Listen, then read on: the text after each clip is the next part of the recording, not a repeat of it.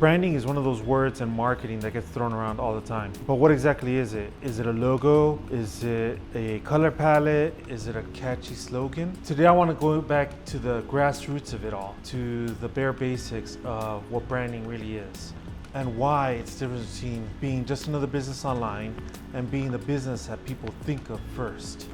Hi, this is Jason with the world famous Emphasis LA Digital Marketing, and these are the fundamentals of branding in marketing. Branding is about impact and association. When people hear your name, see your logo, or even hear your tone of voice, do they connect it to what you do? That is branding. Kleenex isn't just a brand, it's a name for tissue. Band-Aid isn't just a product, it's a name for bandages. Google isn't just another company, it's the name for search. Now, you may never take over the world like Coke or Google, but you can make a name for yourself, become the go-to locally or in your niche. And that's a goal, building an association so strong that your business name is the first one people think of. So how do you build that kind of association? 2 words, continuity and consistency. Your branding has to feel the same no matter where people interact with it. On your business card, on your website, on your social media, even in your phone calls, your tone of voice. Now I know that sometimes you don't feel in the mood when you pick up that phone, but your brand doesn't care. Your customers expect the same experience no matter what. The key here is using automation and templates. Have a template for your proposals. Automate your email signatures. Use consistent colors and fonts in everything you publish. This is where the idea of don't make me think comes in. The more seamless and predictable your branding feels, the easier it is for people to remember you. Now here's a big one that many small businesses overlook. Tone of voice. Your business has a voice whether you define it or not. The way you write captions on Instagram, the way you describe the services on your website, or the way you respond to reviews, it all adds up. Is your brand friendly and approachable, bold and opinionated, polished and professional?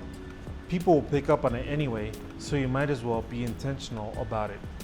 Speaking of reviews, they often play a bigger role in branding than people think. Every business wants good reviews. That's a baseline. It's not really a differentiator anymore because everybody's trying to provide a good service.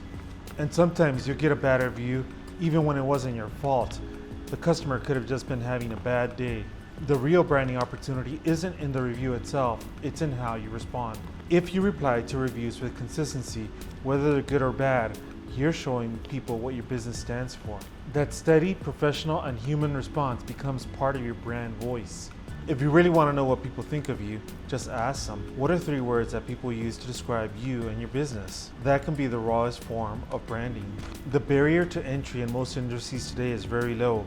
Domains are cheap, websites are cheap, and anybody with access to Google can figure out how to do a lot of it themselves. And that's why our business, Emphasis LA, was born.